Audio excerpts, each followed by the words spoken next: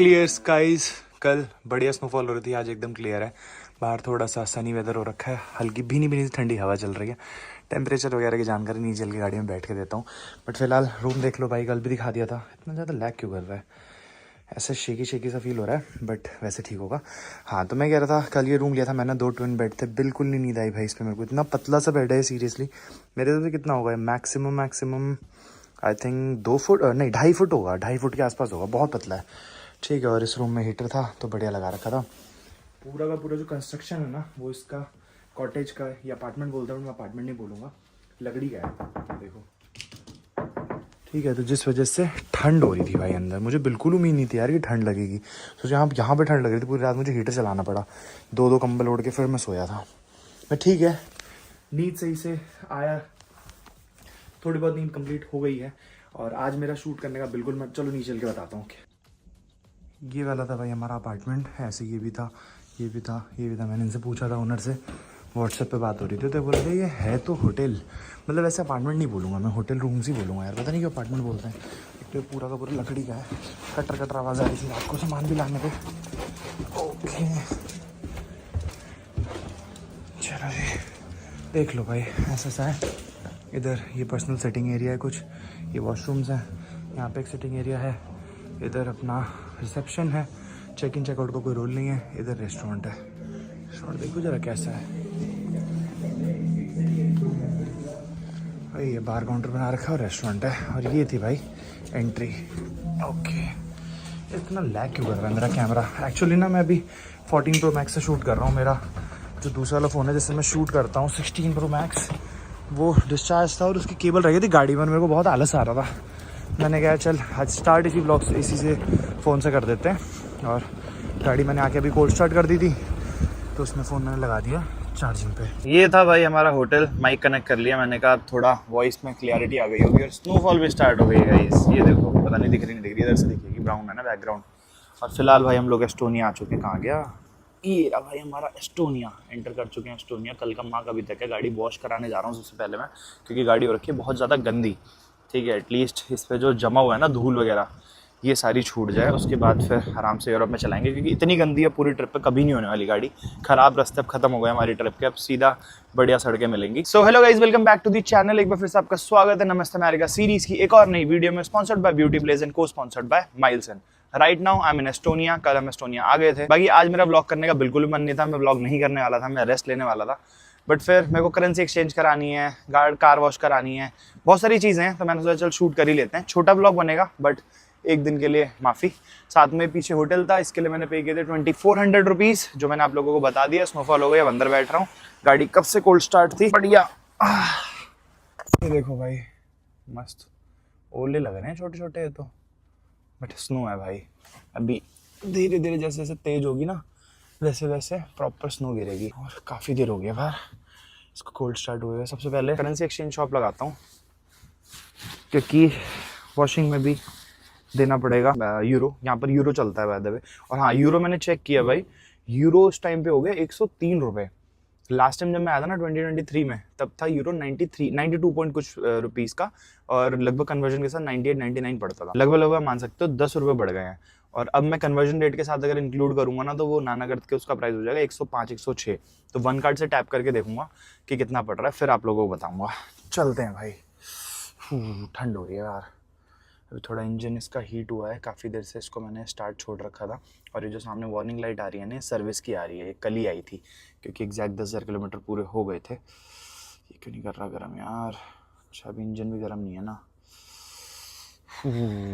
हाथ जाम हो रहे हैं यार। टेम्परेचर देखोगे ना तो अभी 6 डिग्री है, 6 डिग्री में भी स्नोफॉल हो रही है। बट ये इस वजह से हो रही है यार, क्योंकि जो फील्ड्स लाइक है वो भी ज़्यादा है, और 0 डिग्री पे ऑब्वियसली स्नोफॉल होती है, उसके जैसे 1-2 डिग्री जाते हैं फिर नहीं होता। तो बेसिकली जो टेम्परेचर है वो यहाँ का है, हल्का सा अगर आप ऊपर जाओगे हाइट पे तो वहाँ टेम्परेचर और कम होगा, जिस वजह से स्नोफॉल हो रही है। इसी वजह से अभी दाने दाने दिख रहे हैं। जैसे अभी थोड़ा माइनस में 0 डिग्री जाएगा ना, प्रॉपर स्नो गिरनी शुरू हो जाएगी। और ये टाइम अभी ना स्नोफॉल का जस्ट स्टार्ट हुआ है इन कंट्रीज़ में, क्योंकि कल मेरे को पुलिसमैन ने भी बॉर्डर पर बताया था कि अब ऊपर से ठंडी हवा आनी शुरू हुई है नॉर्वे साइड से, तो जिस वजह से अब स्नोफॉल आप लोगों को देखने को मिलेगी।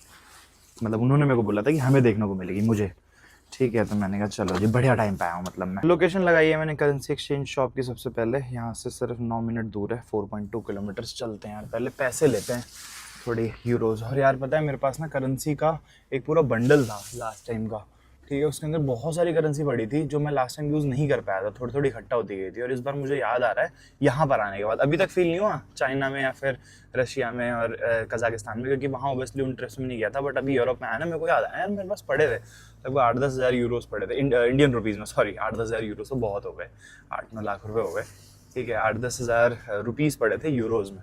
US डॉलर्स तो चलो मैं ले आया था, बट पाउंड्स भी पड़े थे इनफैक्ट पूरी कंट्री, क्योंकि पूरे यूरोप में ना सिर्फ यूरो नहीं चलते हैं।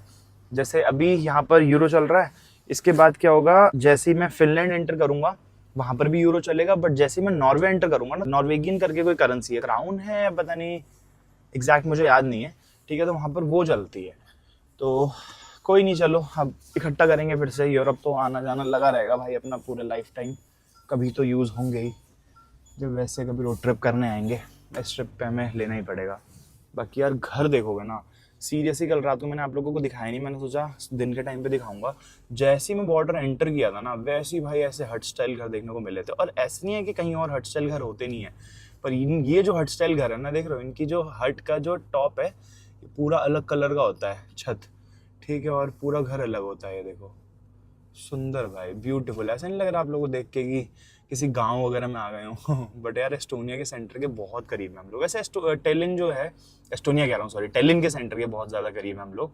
और जो टेलिन जो है वो कैपिटल है, जैसे कि मैंने बताया ही था, ठीक है। तो टेलिन बहुत बड़ी सिटी नहीं है, छोटी सी सिटी है। बेसिकली हर जगह 15-20 मिनट में पहुंच ही जाओगे अगर आउटर ना जाना हो आप लोगों को एकदम। और यार नवंबर, दिसंबर और जनवरी, ये 3 मंथ्स ऐसे हैं जिसमें आप लोगों को इन सारी कंट्रीज में, खासकर ये नॉर्वे, स्वीडन, डेनमार्क और अपना फिनलैंड वगैरह में बहुत कम लोग आपको स्ट्रीट्स पे दिखेंगे घूमते हुए, क्योंकि ये 3 महीने में सब लोग पैक हो जाते हैं घर पे, सिर्फ अपने काम से निकलते हैं, ठीक है। और एक्सप्लोर करते हुए बहुत कम लोग दिखेंगे, शायद से वॉक करते हुए कोई शाम में दिख जाए, वरना आप स्ट्रीट्स देख सकते हो कितनी खाली है। और यही कंपैरेटिवली अगर मैं देखूंगा मार्च या अप्रैल, ठीक है, उस टाइम पे सबसे ज़्यादा भीड़ होगी स्ट्रीट्स पे, क्योंकि सब लोग फिर काफ़ी टाइम बाद घर से बाहर निकलते हैं। और 1 मिनट यार, इसका शीशा बंद करूँ मैं, हाँ। काफ़ी टाइम बाद सब लोग घर से बाहर निकलते हैं, तो फिर थोड़ा घूमते हैं और ज़्यादा ठंड नहीं होती है, तो किसी को ऐसा इशू नहीं होता, क्योंकि इस टाइम पे पूरा पैक होकर निकलना पड़ता है। और सबसे पहले भाई हेल्थ है, तो सब लोग सोचते हैं तबीयत खराब हो जाएगी, फालतू में क्यों ही घूमना है। और ये चीज़ मुझे काफ़ी लोगों ने बताई जो लोकलाइट्स हैं। अभी की बात नहीं, इस बार तो ऑब्वियसली अभी किसी लोकलाइट से मेरा इंटरेक्शन नहीं हुआ है, बट लास्ट टाइम जब मैं आया था यूरोप, तो उस टाइम पे मैंने पूछा था काफ़ी लोगों से, स्विट्जरलैंड में और फ्रांस में मेरे को 2-3 लोग मिले थे जब मैं फ्यूल स्टेशन पे था, तब मैंने उनसे पूछा था। क्योंकि उस टाइम पे ना सर्दियाँ जस्ट स्टार्ट हुई थी, मतलब हमारे इंडिया के कंपैरेटिवली तो ऑब्वियसली ज़्यादा ठंड थी, बट यहाँ के कंपैरेटिवली बहुत कम थी, मतलब जो एक्चुअल में यहाँ ठंड होती है उतनी नहीं थी, ठीक है। तो सब यही बोल रहे थे अभी तो कुछ भी नहीं है, नवंबर दिसंबर में तो ऐसा होता है कि सब लोग पैक हो जाते हैं। तो ये सीन है भाई यहाँ का। और ऐसा कंस्ट्रक्शन आप लोगों को पूरे यूरोप में देखने को मिलने वाला है। देख रहे हो सुंदर सुंदर बिल्डिंग्स भाई, ये देखो। यहाँ ज़्यादा नहीं है, शायद से सिटी सेंटर में होगा, क्योंकि यहाँ का जो लैंडस्केप है ना, या फिर आर्किटेक्चर मैंने नोटिस किया है, वो बहुत ऊंची ऊंची इमारतें नहीं है, छोटी हैं, ठीक है। बहुत ही रेयरली देखने को मिलेगी कोई बड़ी इमारत होगी। तो पहले चला जाए यार, फ़ोन में लगाऊँ माउंट में।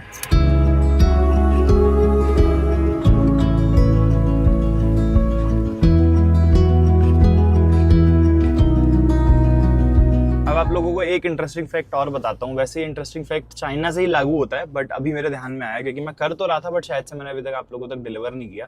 जो कि ये भाई कि अगर जैसे देखो ये सामने हेडलाइट आ गई है, ठीक है। अब मुझे अगर लेफ्ट लेना है ना यहाँ से, तो मुझे लगभग 500 मीटर पहले ही उस लेन में आना पड़ेगा, जिसपे नीचे डायरेक्शंस लिखी हुई हैं। अगर आप ध्यान से देखोगे तो ये देखो डायरेक्शंस लिखी हैं लेफ्ट, और इसके बगल वाले में भी लेफ्ट लिखा हुआ है। उसके दोनों जो राइट वाली लेन है ना, इन दोनों में स्ट्रेट लिखा होगा, ठीक है। तो अगर आपको मैप पे नजर होगी तो आप देख लोगे, लास्ट मोमेंट पे आप लेफ्ट नहीं ले सकते हो, मतलब it is not allowed to take a left अगर आप रेड लाइट पे खड़े हो। तो उससे क्या होता है, केओस भी होता है, जाम भी लगता है, लोग सोचते हैं भाई कौन आ गया नौसिखिया, क्योंकि ट्रैफिक रूल्स को लेकर ना यहाँ के लोग बहुत ज्यादा स्ट्रिक्ट हैं। और इवन जो बच्चे हैं, मैं कह रहा हूँ ना, वो भी ट्रैफिक रूल्स इतने ज्यादा अच्छे से फॉलो करते हैं, क्योंकि उनको बचपन से यही सिखाया जाता है भाई।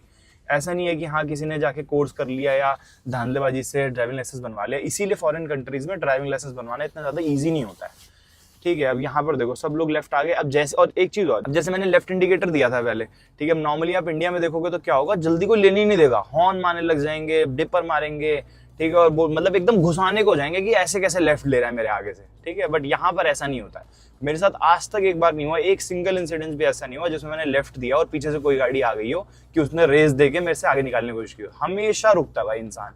और जब ऐसा आपके साथ होता है ना, तो आपको भी लगता है कि कभी आपके सामने कोई ऐसे करके लेफ्ट लेगा। आप देखो, जैसे ये रेड लाइट है, अगर ये ग्रीन लाइट भी होती ना और ये रोड क्रॉस कर रहे हो तो मुझे रुकना है फिर। मतलब यहाँ पर हमेशा प्रायोरिटी पेडेस्ट्रियंस को दी जाएगी, कार वाले को कभी नहीं दी जाएगी, ठीक है। हाँ, तो वही बता रहा था मैं आप लोगों को कि अगर आपके साथ ऐसा होगा कि आप लेफ्ट इंडिकेटर दोगे, राइट इंडिकेटर दोगे, आपको प्रायोरिटी देगा कोई, तो फिर नेक्स्ट टाइम से आप भी दोगे। तो ये बस मेंटालिटी का खेल है कि यार मतलब ऐसा नहीं है ना कि मैं कहीं घुसता हूँ तो मुझे तो घुसने नहीं दिया, मैं किसी को क्यों घुसने दूँ। तो वो वाला जो नेचर है ना, वो नहीं है भाई यहाँ पर किसी में। अच्छा लगता है बेसिकली यहाँ पर गाड़ी वाड़ी चला के, क्योंकि रूल्स एंड रेगुलेशंस है। माइंड सिर्फ ड्राइविंग पे होना चाहिए, रोड्स पे होना चाहिए, और जितने भी साइंस बने हुए हैं उन सब पे होना चाहिए। अच्छा जाना है, अच्छा हाँ इसको लेफ्ट लेना है ना, इस वजह से रुका हुआ है, मैंने रोक दी थी।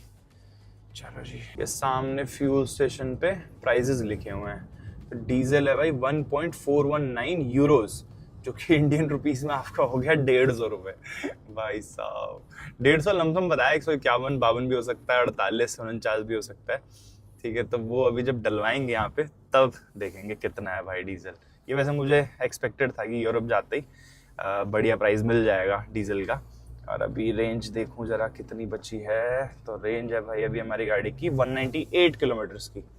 और कल मैं थोड़ा तेज लेके आया था तो इस चक्कर में थोड़ी रेंज गिरी है, बट अभी सिटी में चलेगी तो थोड़ी बढ़ जाएगी। बट डलवाना तो है ही भाई, अभी तो बहुत डीजल डलवाना है पूरे यूरोप में। यार यहाँ पे राइट में मॉल में दिखा रहा है करेंसी एक्सचेंज शॉप, ऐसे कैसे हो गया।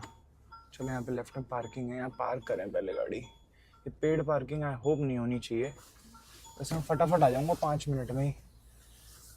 ओके चलो जी, मेरे पास रूबल्स भी पड़े हुए हैं क्योंकि ये सारे खर्च नहीं हो पाए थे, तो लगभग 4,500 4300 के आसपास है, 4500 के आसपास थे। बट मैं 1-2 नोट रख लिए मैंने अपने सोवेनियर के लिए, क्योंकि रशिया से मैंने नोट नहीं रखे थे।